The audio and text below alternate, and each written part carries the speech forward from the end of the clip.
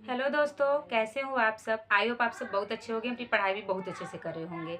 हालांकि बहुत अच्छे तो नहीं होंगे, क्योंकि आपको पता है कि अभी हाल ही में यूपी कांस्टेबल 2,244 भर्ती का फाइनल रिजल्ट आउट हुआ है। तो उसमें बहुत लोग का सिलेक्शन हुआ है, बहुत लोग का नहीं हुआ है। मेरा भी सिलेक्शन नहीं हुआ है। तो जिनका जिनका सिलेक्शन हुआ है उनको बहुत सारी बधाई, और जिनका भी सिलेक्शन नहीं हुआ वो प्लीज़ आप सब उदास मत होइए, क्योंकि अभी हमारे सामने बहुत सी वैकेंसी है जिसकी हम तैयारी करेंगे तो अपनी एक सीट ज़रूर पक्की कर सकते हैं।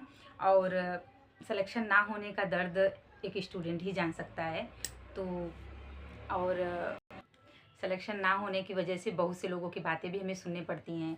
और कहते हैं लोग कि इतनी बड़ी भर्ती में सिलेक्शन नहीं हुआ तो जिसकी तैयारी कर रही हो छोटे से पोस्ट में क्या ही उसका सिलेक्शन। तो ऐसा नहीं है यार, बड़ी भर्ती में सिलेक्शन नहीं हुआ तो क्या हुआ।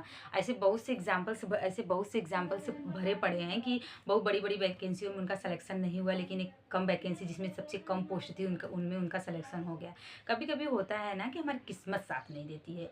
तो इस चीज़ का बहुत बड़ा फ़र्क होता है। जिसका सिलेक्शन हो जाता है वो कहते हैं कि किस्मत साथ दी है, नहीं दी है, जो भी है। और हमारी किस्मत हमारे साथ नहीं थी, या तो यूँ कह ले कि ये वैकेंसी ही हमारे लिए नहीं थी, जिसकी वजह से इसमें सिलेक्शन नहीं हुआ। तो देखिए मतलब अभी तक जितना भी आप सैड हो इससे बाहर निकलिए, क्योंकि हमारे सामने बहुत सी वैकेंसी है। कहीं ऐसा ना हो कि इसके दुख में हम इतना डूब जाए कि सामने वाली वैकेंसी भी हमारी ख़राब हो जाए। तो या और आपको इस जोन से बाहर निकलना पड़ेगा। जो भी है इसका दर्द तो हम बहुत अच्छे समझ रहे हैं, क्योंकि मैं भी उसी दर्द से गुजर रही हूँ। लेकिन अब अपने आप को संभालना तो हमें पड़ेगा ही। जो भी है संभालना तो पड़ेगा ही। और ये भी है कि अभी अभी हाल ही में योगी जी ने अनाउंसमेंट की है कि यूपी पुलिस की 35,000 वैकेंसी बहुत जल्दी आएगी, जिसका प्रस्ताव उन्होंने भर्ती बोर्ड में भेज भी दिया गया है।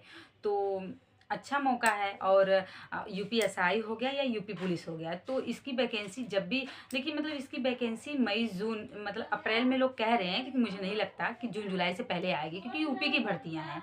जो भी है यूपी की भर्ती भले अप्रैल मई में है, लेकिन ये जून जुलाई ले ही लेगी, लेकिन जून जुलाई तक कंफर्म है कि आ ही जाएगी। तो आप इससे तुरंत बाहर निकलिए और अपनी तैयारी में लग जाइए। और आप देखते हैं, आप अगर मेरा वीडियो देखते होंगे तो मैं यूपीएसआई के लिए डेली टारगेट भी देती हूँ, और मैं खुद भी उस टारगेट को फॉलो करती हूँ। जो भी है अभी जो भी टारगेट चल रहा है कि जल्दी जल्दी टारगेट चल रहा है, तो देखिए मतलब हम चाहते हैं कि भर्ती आने से पहले हमारा जितना भी सिलेबस है वो कंप्लीट हो जाए, ताकि रिवीजन के लिए हमें अच्छा खासा समय मिल सके। क्योंकि अगर रिवीजन के लिए टाइम नहीं मिलेगा तो वही बाद में जाके हमें पछताना पड़ता है। और मुझे ये भी बताना है कि मैं यूपीएसआई के लिए कौन कौन सी बुक पढ़ती हूँ, तो मैं ये बुक आपको भी बताती हूँ। तो देखिए मैं हिंदी की बात करें तो हिंदी के लिए मैं यूनिवर्सल की बुक पढ़ती हूँ। देखिए ऐसा ही है, आप लीजिएगा तो आप नया वर्जन इसका लीजिएगा। तो यूपी पुलिस में मेरा हिंदी ही सबसे गलत हुआ था, क्योंकि मैं पहले एसएससी की तैयारी करती थी। तो हिंदी मेरी इतनी स्ट्रांग नहीं थी। आपको पता है 37 क्वेश्चन में से मेरे सिर्फ 24 क्वेश्चन हिंदी में सही हुए थे। बाकी सब्जेक्ट मेरा ठीक था, लेकिन सबसे खराब मेरा हिंदी ही हुआ था, जिसकी वजह से आज भी मैं रो रही हूँ। तो मैं इस बुक से पढ़ती हूँ, मैंने इस बुक पे काफ़ी टाइम दिया है, तो मेरा स्कोर भी आप देख रहे होंगे कि अच्छा होने लगा है। और जीएस में बात करें तो देखिए हिस्ट्री, जियोग्राफी या अदर सब्जेक्ट की बात करें पॉलिटी को छोड़कर, तो इन सब के लिए मैं सार संग्रह की बुक आती है, एनसीईआरटी है, सार संग्रह महेश वड़माल की बुक आती है। अभी यहाँ मेरे पास नहीं है, लाइब्रेरी में मेरी बुक रखी हुई है। तो मैं उसको फॉलो करती हूँ। उससे काफ़ी अच्छे उसमें सब कुछ दिया है, कॉन्सेप्ट भी दिया है, वन लाइनर में है लेकिन कॉन्सेप्ट भी उसमें दी हुई है। तो आप उस बुक को फॉलो कर सकते हैं। 2 बार 4 बार पढ़ेंगे तभी अच्छा होगा। एक बार पढ़ेंगे तो लगेगा कि मतलब नहीं कि कुछ भी क्लियर हुआ है, लेकिन 2 बार 4 बार पढ़ने के बाद उसमें बहुत सारी चीज़ें क्लियर होने लगती हैं। और आपको पता है कि यूपीएसआई के जीएस के सिलेबस में सबसे इम्पोर्टेंट पॉलिटी होता है। तो पॉलिटी के लिए मैं एक दृष्टि की क्विक बुक है, मैं उसे पढ़ती हूँ। मैं शॉर्ट हैंड की हूँ, तो मैं एपीएस के लिए इस बुक को ली थी। इसमें पूरा कॉन्सेप्चुअल क्वेश्चन है। आप इसके क्वेश्चंस को देखेंगे तो इसमें आईएएस पीसीएस के साथ यूपीएसआई के बीच जो कॉन्सेप्चुअल क्वेश्चन है इसमें दिए हुए हैं। तो मैं इस बुक को पढ़ रही हूँ, अभी मैंने कोई भी नया बुक नहीं लिया है। आप घटना चक्र की बुक से पढ़ सकते हैं। और अगला बात करें मैथ और रीजनिंग के लिए, तो देखिए मैथ और रीजनिंग के लिए जैसा कि आपको पता है कि मैं एसएससी की तैयारी करती थी।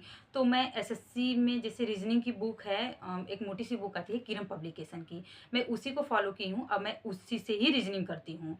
और मैथ की बात करें तो मैथ एक गगन प्रताप सर हैं, मैथ पढ़ाते हैं, आपको सबको पता होगा उनके बारे में। तो एक उनकी मोटी सी बुक है, 8,000 क्वेश्चन करके उनकी बुक आती है, मैं उसी ली थी। मैं उन्हीं के बैच से पढ़ी हुई हूँ। तो मैंने उन्हीं का बुक परचेज़ किया था और मैं आज भी उन्हीं की बुक से लगाती हूँ। तो और मैं उनका बैच पढ़ी हूँ, तो अभी मुझे जो कन्फ्यूज़न होता है तो मैं यूट्यूब पे उनकी वीडियो देख लेती हूँ। और बाकी बाकी तो मैं मैथ रीजनिंग के लिए मॉक टेस्ट ही ज़्यादा देती हूँ। और अभी तो यही सब पढ़ रही हूँ, हिंदी के लिए हिंदी और जीएस ये सब पढ़ रही हूँ। और मूल विधि के लिए देखिए अभी मैं तो कोई बुक नहीं ली हूँ, यूथ की बुक आती है, आप उसे ले सकते हैं। और मैं तो अभी वीडियो लेक्चर ही देख रही हूँ। अभी मेरी मूल विधि मुझे बहुत ज़्यादा आती नहीं, इस वजह से क्वेश्चंस भी सही नहीं हो रहे हैं। और मूल विधि देखते हैं, कहीं से अच्छा मूल विधि पढ़ लेते हैं तो क्वेश्चन बनने लगेंगे, अभी तो नहीं बन रहे हैं। यही सब बुक है। बाकी देखिए मतलब जितना जल्दी हो आप सब सिलेबस कंप्लीट कर लीजिए, ताकि वैकेंसी आते ही हम सिर्फ प्रैक्टिस करें और आप मेरे डेली टारगेट को फॉलो भी कीजिए। और जो भी उसमें त्रुटि है मुझे सजेशन भी दीजिए, और मेरे चैनल को सब्सक्राइब भी कीजिए, ज़्यादा से ज़्यादा लोगों के पास शेयर भी करिए। और आई होप आपको मेरी बातें अच्छी लगी होंगी, जो भी है। और आप अपना ध्यान रखिएगा, मिलते हैं नेक्स्ट वीडियो में, तब तक के लिए बाय बाय।